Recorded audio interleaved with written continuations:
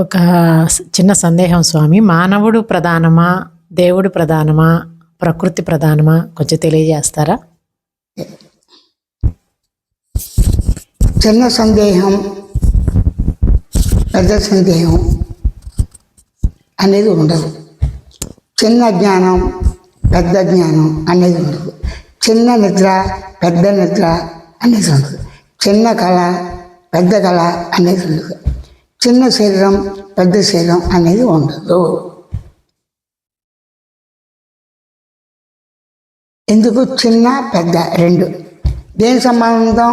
పదార్థ సంబంధం. చిన్నది సూక్ష్మాతి సూక్ష్మంగా ఉంటుంది, పెద్దది స్థూలాతి స్థూలంగా ఉంటుంది. అనుభవంలో ఉన్న వాటిని మాత్రమే చిన్న పెద్ద అనే ప్రసక్తి ఎత్తరాదు. అలా కాకుండా కేవలం దేహ దృష్టితో మాట్లాడేవారికి, లేదా ప్రకృతి దృష్టిలో మాట్లాడేవారికి, లేదా పంచభూత దృష్టిలో మాట్లాడేవారికి, లేదా భగవంతుడి దృష్టిలో మాట్లాడేవారికి, ఆ విధంగా వివిధ మతస్థులు వాళ్ళ అభిప్రాయాలు అనేక రకాలుగా సాంప్రదాయ పద్ధతులు, నవీన పద్ధతులు కోకొల్లలుగా ఎన్నో ఉన్నాయి. ఇందులో చిన్న పెద్ద అనేది ప్రత్యేకించి పోలిక రెండోది ఉంటుంది. ఉన్నది ఎవరు? నేను ఉన్నాను. నేను ఉన్నాననే శబ్దంలో చిన్న పెద్ద ప్రసక్తి వచ్చిందా? నేను చిన్ననైనా పెద్దనైనా శబ్దం చిన్న శబ్దమా, చిన్న కదలిక, పెద్ద కదలిక ప్రసక్తి రాదు కదా. కాబట్టి నేను ఉన్నాను. నేను ఎలా ఉన్నాను? దేవుడి దయ వల్ల నేను ఉన్నాను ఒకడు, ప్రకృతి వల్ల నేను ఉన్నాను, పంచభూతాలతో నేను ఉన్నాను, నింజి నేల దగ్గర భూదేవి వల్ల నేను పుట్టి పెట్టి లేస్తాను ఒకళ్ళు.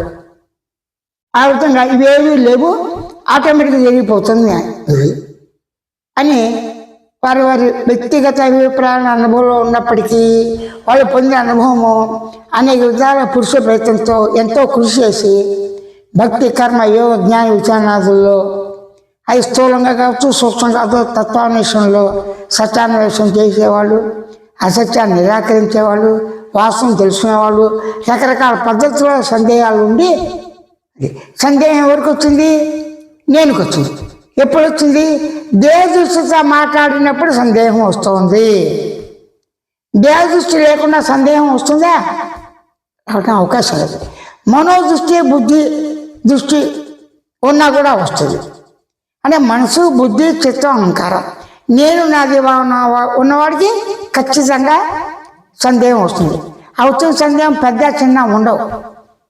అబద్ధం చిన్న అబద్ధమే కదండి, పెద్ద అబద్ధం అని కదగా. ఇప్పుడు దీన్ని బట్టి మీకేం అర్థం అవుతుంది? ఏది ప్రధానం? సరే, ఈ ప్రశ్న అడిగినవాడు మానవుడు అడిగాడా? పంచభూతాలు అడిగినాయా? ప్రకృతి వచ్చి అడిగారా? నువ్వు అనుకునేటువంటి దేవుడు సాకారం కావచ్చు, నిరాకారం కావచ్చు, ఇంకో రకం కావచ్చు, వ్యక్తిగత అభిప్రాయాలు వాళ్ళు వచ్చి అందరికీ ప్రత్యక్షంగా చెప్పారా? చచ్చిపోయినాడు బతికొచ్చి చెప్పాడు జన్మిందని? బతికినాడు నేను జన్మించాను చెప్తాడు ప్రత్యేకించి. కాబట్టి కాలం అమూల్యం, గడిచిన కాలం మళ్ళీ రాదు. పిడిగడు బూడిద అవటానికి మనం పుట్టాం. పిల్లవాడు పుట్టి 2వ రోజు, 3వ రోజు, 10వ రోజు, 15 రోజు, 12 సార్లు ఏవో రకాలు చేస్తారు. కానీ వాడు ఆయుష్ ఎంత ఉందో అది తెగిపోతుందిగా. ఎదుగుదల, తరుగుదల కాటికి చెప్పలేం.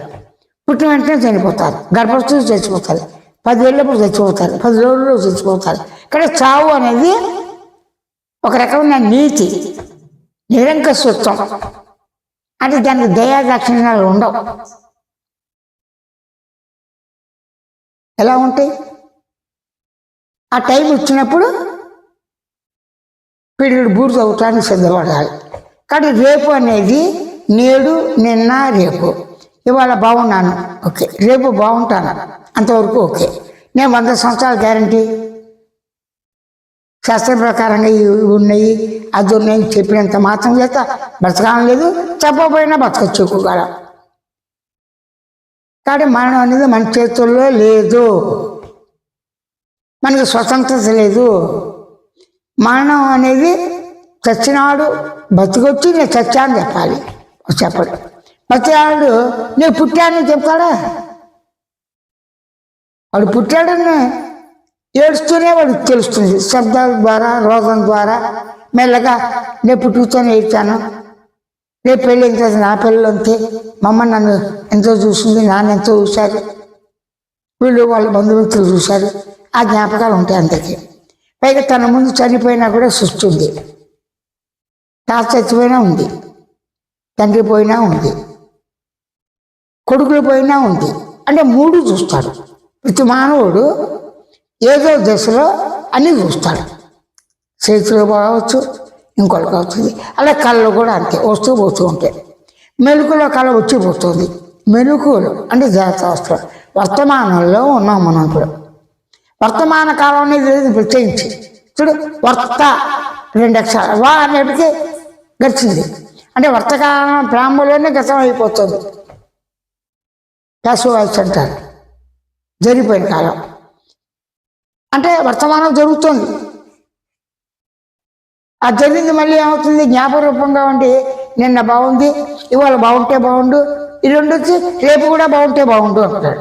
నేను అనుకుంటాడు రేపు బాగుంటే బాగుండని. మన నిద్ర లేగానే బాగుంటుంది, అన్నీ కలిసి వస్తాయి, రోజు ఇలా ఉంటే బాగుండు అంటాడు. అంటే కాలాన్ని బట్టి నిన్న, నేడు, రేపు అనే ప్రసక్తి వచ్చింది. కాలాన్ని బట్టి ఎప్పుడైతే ప్రసక్తి వచ్చిందో నాడు, నేడు, రేపు దేశం ఉండాలి. దేశం అంటే ఏంటంటే పరిమాణంతో ఉన్నటువంటి వెలుతురు చీకటితో ఉన్నటువంటి దుశాకారంతో ఉన్నది, దుశాకారంగా కాకుండా లయ రూపంగా ఉన్నది కూడా ప్రదేశమే. లయ అంటే ఏంటి? ఓ తూలు లాగొచ్చు, ఆవలించలాగొచ్చు, కామ్ అయిపోతాం. ఆ కామ్నెస్ తెలియదు. ఆ రెప్పపాటు కాము కొంచెంసేపు ఎక్కువ ఎంత హాయిగా ఉందో అలా అపనగా నిద్రపోయినా నిద్రతో పోలుస్తాం. ఏంటంటే తూలుతున్నాం, రాత్రి బళ్ళకి ఉండండి ఆపుకోలేకపోతున్నా, ఎందుకులా పడుకోవచ్చు కదా, అమ్మమ్మ మీ సేవ ఉంచి ఉండాలండి, పాలతో తాగుతాగా లేపండి, అదే నిద్రపోతుంది నేను లేవలేనండి అంటాడు. సరేలేండి అని తూళ్ళు వచ్చి ఒక ప్రశాంతత ఉంటుంది. అచ్చాలు వాడికి రాత్రంతా ప్రయత్నించిన నిద్ర రాదు. నిద్రలో మెలకువ కళలు లేవు. కళలో నిద్ర మెలకువ లేవు. మెలకులో కళ నిద్ర లేవు. నిద్రలో కళ మెలకు, ఈ 3 అవస్థలు దేనికదే స్వతంత్రంగా ఉంటాయి. కళ్ళు ఉన్న చోట నిద్ర అంటారు, నిద్ర ఉన్న చోట కళ అంటారు, ఈ 2 ఉన్న చోట మెలకు అంటారు, మెలకు ఉన్న చోట ఈ 2 ఉంటాం. స్వేచ్ఛ ఉంది, స్వతంత్రం ఉంది. అయితే కళ, నిద్ర, మెలకువ పోయిన వారు ఎవరు? నేను నిద్రించాను, ఇప్పుడే లేచాను, నాకు ఊరికే కళ్ళు వస్తుంటే అవే జ్ఞాపకం వస్తుంటే పోతూ ఉంటాయి. మెలకు వస్తుంది, ఆ మెలకు వచ్చిన తర్వాత మళ్ళీ ఏదో అయిపోతాను, ఈ శరీరం ఉందో లేదో ఈ 3 అవస్థలో నేను ఉన్నానే, నేను ఉంది కదా. ప్రతి శబ్దం ప్రతి భావంతో కూడుండే. భావం లేని శబ్దం, శబ్దం లేని భావం లేదు. పదార్థం అంటే భావాన్ని పదార్థం అంటాం, శబ్దాన్ని పదార్థం అంటే భావరహిత పదార్థం, అంటే భావం లేని పదార్థం. ఆకాశం మాట్లాడుతుందా? మాట్లాడు, శబ్దం తీయదు, రీసౌండ్ వస్తుంది, శబ్దగుణం. కానీ ఆకాశాన్ని ప్రత్యేక గుణం లేదు, దాన్ని రీసౌండ్ అంటారు, ధ్వని ప్రతిధ్వనిలాగా. కాబట్టి వాయు కణాలు అంటే వాయువు అంటే గాలి, కణాలంటే చిన్న చిన్నవి, యంత్రాలతో చూడటానికి వీలు పడకుండా ఉన్నవన్నీ కణాలే. ఆ కణాలు తెలియవు. కదలిక, కణం అంటే కదలిక, కణం అంటే చేష్ట, కణము అంటే సంఘటన, కణము అంటే ఒక ఆలోచన.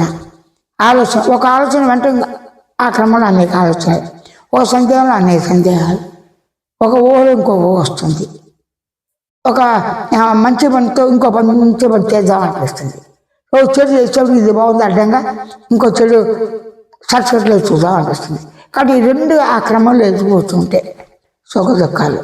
ఇది అయితే ఇప్పుడు ప్రధానం ఏంటి? మానవుడా ప్రధానం, దేవుడా? దేవుడు నమ్మకం. నమ్మకానికి అనుభవం తేడాలి. అందరూ సూర్యుని చూస్తున్నారు, ప్రతి వాళ్ళు పగలు రూపంగా కూడా చూస్తారు.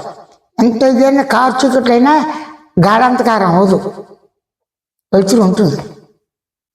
ఇంత మేఘాలు బీభత్సంగా వర్షం కురిసినా పగలు వెళ్ళిపోతాం. అంటే దాలోంచి కూడా ఆ వెలుతురు ప్రసరిస్తున్నాడు.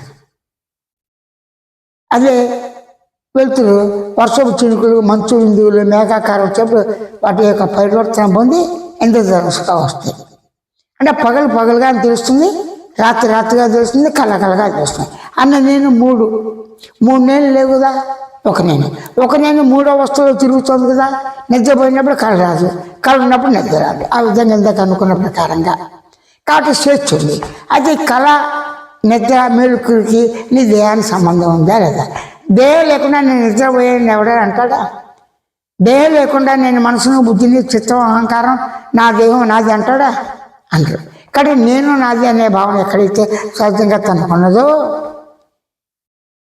అదే పదార్థం. పదార్థాలు వ్యక్తం, అవ్యక్తం, తెలియబడతాయి, తెలియబడవు. తెలియబడేది ఏంటి? విత్తనం చెట్టు తెలియబడదు, అవ్యక్తం. తెలియబడతా అంటే స్థూలంగా కనబడతాం, దృశ్యాకారంగా. విత్తనంలో కోస్తే చెట్టు ఆకారం కనబడుతుందా? రెమ్మలు, పళ్ళు, కాయలు, కొమ్మలు, ఆకులు ఉన్నాయి. అది అవ్యక్తం, తెలియబడనివి అంటారు. చెట్లు విత్తనాలు తెలియబడితే చిన్న మొక్కలు తెలియబడవు. కానీ వ్యక్తావక్తాలు రెండు ఉంటాయి. ఉదాహరణకి ఆకాశం మొదలు ఎక్కడ అంటే తెలియదు అంటాం. మొదలు ఎత్తకపోతే అసలు మధ్య తెలియాలి, మధ్య తెలియాలంటే మొదలు తెలియాలి. మొదలు చివర ఉన్నదానికి మధ్య ఉంటుంది. ఆది, తుది, మధ్య. ఆది మధ్య అంత రహితం, ఆది మధ్యాంతరహితుడు అన్నారు. అంటే పరిపూర్ణంతో పోల్చాలి. పరిపూర్ణం కాదు, నువ్వు ఈ దిక్కుకు వెళ్ళు, ఇంకోటి వెనక్కి వెళ్తాడు, ఓ భూమి కిందకి వెళ్తాడు, పైకి వెళ్తాడు. మూలాలు కనిపెట్టగలవా? అనుభవంలో సహజంగా ఉన్నదాన్ని మూలాలు కనిపెడతాం, అసంభవం. నిద్ర అనుభవంలో ఉంది. నిద్ర ఎప్పుడు స్టార్ట్ అయింది అని చెప్పగలరా? నిద్రలో నేనే సౌండ్ గమనించి గుర్తించి తెలిసిన లక్షణాలు మొత్తం ఏ టు జెడ్ నిద్రలో లేవు. ఒక లేయ తన్మయతలో ఉన్నప్పుడు కూడా లేవు. ఏవైపోయినా తెలియదు, వచ్చిపోతున్నాయి. అంటే నిద్ర వచ్చిపోతుంది, కళ్ళు వచ్చిపోతున్నాయి, మెలకు వచ్చిపోతుంది. కళ్ళ సంబంధాలు వచ్చిపోతే కొన్ని గుర్తుంటే కొన్ని గుర్తుండవు.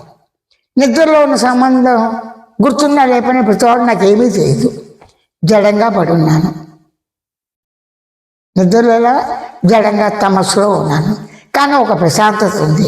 అక్కడ ఏ ఆలోచన లేవు, ఏ గమనిక లేవు, ఏ జ్ఞాపకాలు లేదు, ఎరుక లేదు, నేను శబ్దం లేదు, భావం లేదు, నిశ్శబ్దం. ఆ నిశ్శబ్దం అని మేలుకున్న తర్వాత శబ్దం లేదు కానీ నిశ్శబ్దం. శబ్ద నిశ్శబ్దాలు ప్రసిద్ధి ఎత్తకుండా నిద్ర ఉంది. ఆ ఆనందం కావాలి. ఆ ఆనందాన్ని ఎరుకులు అనుభవించుకున్నారు వేదాంతులు. అది కష్టం కాదా తేలిక అనేది పక్కన పెడతాం. కళ్ళన్నీ జ్ఞాపకం ఉండవు. మెలుకులు అనుబంధాలు. మెలుకులు అనుబంధాలు ఏంటి? ఇల్లు వాకిళ్ళు అనుబంధాలు. పంచభూతాలు ఉంది. భూమిలో పుట్టి పెరిగి లేస్తున్నాం. భూమి ముందా నువ్వు ముందా అంటే భూమితో పాటు వెంటనే పుట్టామా? సరే పుట్టావు. భూమిలోంచి మనుషులు పుట్టారు. వాడికి ఆహారం ఎక్కడి నుంచి వచ్చింది? ఆల్రెడీ ఉంది. పుష్పాలకి మకరంతో ఉంటే తేనెటీగలు ఉంటాయి, తేనెటీగలు ఉంటే సమస్త జీవరాశులకి సూక్ష్మమైన ఫంగస్కి అది ఒక జీవి.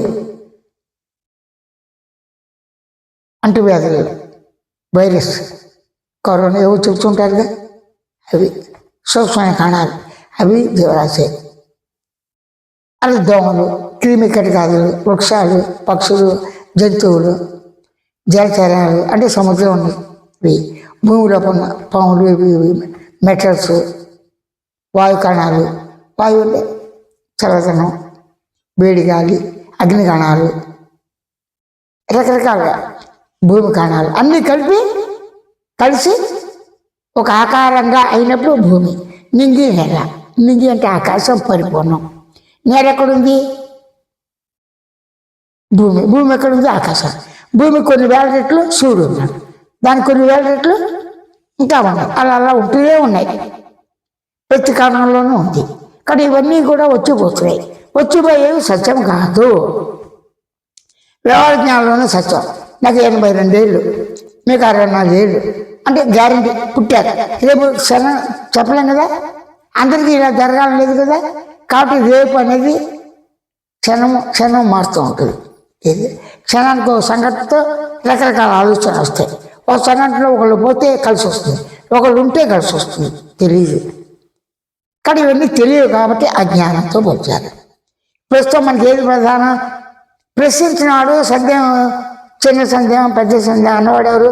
దేవునితో అన్నాడు. దేవునితో మనసు బుద్ధి చిత్తాంకారాలు త్రికరణములు. త్రి అంటే 3, కరణములు అంటే 1. మనోవాకాయ క్రమంలో అన్నాడు. మనసు బుద్ధి చిత్తాంకారం అంతా మనసే.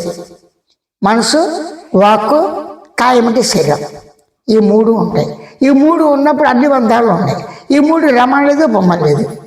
ఉదాహరణకి నేను మానవ జన్మెత్తాను నీ ముందు తెలుసా? చేయదు. ఆటోమేటిక్గా ఎత్తిన తర్వాత చిన్నప్పటి నుంచి నీ శరీరమే కాబట్టి నువ్వు నడవటం చూడు, నాది నా శరీరం నా ఇష్టం ఉన్నా. నేను గంతులు వేస్తాను, నేను డ్యాన్స్ కడతాను, నేను భరతనాట్యం చేస్తాను, నేను యాక్టర్ని అవుతాను, నేను డాక్టర్ని అవుతాను, నేను రైతుని అవుతాను. అంటే ఈ శరీరం ద్వారానే వృత్తి. ఎందుకు? ప్రతి వృత్తికి ఏం కావాలి? బ్రతకడానికి, మనుగడికి ఆకలి దప్పికలు ప్రాణదానాలు. ఆకలి దప్పికలు లేకపోతే ప్రాణం ఉండదు, పోతుంది. గాలి అన్నీ పెడతారు కదా, గాలి కూడా సూక్ష్మ క్రిములు ఉన్నాయి. కాబట్టి ఆకలి దప్పికలు ఇవన్నీ కూడా ఉంటాయి. వాటి గురించి ఏం చేయాలి? బ్రతకడానికి, మనుగడికి, జీవనము జీవితాన్ని ఎక్కువ కాలం బ్రతుకుతూ పిల్ల పాపలతో, భార్య పిల్లలతో, అమ్మ నాన్న సంగమం సాటి వాళ్ళతో ఎక్కువ కాలం బతుకుతూ ఇంకా బతకాలని ఆశ, చచ్చిపోవాలని ఆశ, నిరాశలో అధికమైన లక్ష్యాలు పెట్టాడు, నెరవేరు నిరాశ వస్తాడు. అన్నింటి ఎదురు దెబ్బలే తట్టుకోలేక వస్తాడు. ఆరోగ్యంగా బాగున్నా చచ్చిపోతున్నాడు కదా. కాబట్టి చావు అనేది అనివార్యం. ఇది నిర్వాదేశం. మరణం తథ్యం, కాలం అమూల్యం, కథ మళ్ళీ రాదు. అయితే ఇప్పుడు మానవుడిగా ఉన్న నేను మానవ శరీరాన్ని నేను ప్రేమిస్తా. ఎందుకు? ఈ శరీరం ద్వారా సుఖదుఖాలు అనుభవిస్తున్నాను, మంచి కళలు అనుభవిస్తున్నాను, చక్కటి నిద్ర పడుతోంది. ఈ శరీరం ద్వారా క్షేత్రాలు వెళ్తాను, సగుణంగా నిర్గుణంగా ఆ బ్రహ్మేశ్వర మహేశ్వరుని, దేవతల్ని, తల్లిదండ్రులని, సమాజాన్ని ప్రేమిస్తున్నాను. నాకు సహకరించే కుక్క, నక్క, జంతువులు ఉన్నాయి, అవి ప్రేమిస్తాను. ఆహారపు ఉన్న మొక్కలను ప్రేమిస్తాను. సమత్వ దృష్టి. ఒక మొక్కకి ఎక్కువ, ఒక మొక్కకి తక్కువ వేలు, దాని ఆహారం బట్టి. పసిపిల్లాడికి పుట్టుకుతున్న ఆవకాయ బట్టి కదా పాలిస్తాను. తింటున్నప్పుడు అన్నీ అలవాటు చేస్తాం, పడినప్పుడు తగ్గిస్తాం. ఆ విధంగానే మన వృత్తుల్లో కూడా అంతే. కొంతమంది ఏం చేస్తారు? అక్కడ ఊహతో కళ్ళలో ఊహ ఏదో ఉంది, సముద్రం వేసేస్తాడు, చిత్రగాడికి వేస్తాడు, శిల్పంలో చూపిస్తాడు. ఈ రకంగా చేసి శిల్పం చెప్తాడు. చాకలాడు వాడు తగ్గట్టుగా వాడు చేస్తాడు. ఒక బండ మీద చేస్తాడు. ఆ బండ చూసి ఒకటి ఇదే బాగుంది, ఆ బండ తీసుకుని 3 నామాలు పెట్టేసి ఒక కొబ్బరికాయ కట్టి ఒక బొమ్మ పెడతాడు. అందరూ కూడా పూజలు చేస్తారు. ఆ బొమ్మ కనుక కాకపోతే చాకలాడి బండ మరి గౌరవం రాదు కదా. అంటే ప్రతి అణువు కూడా చైతన్యంతో ఉంది. ఆ చైతన్యానికి ఏ లక్షణం ఉన్నాయి? నేను లక్షణం ఉంది.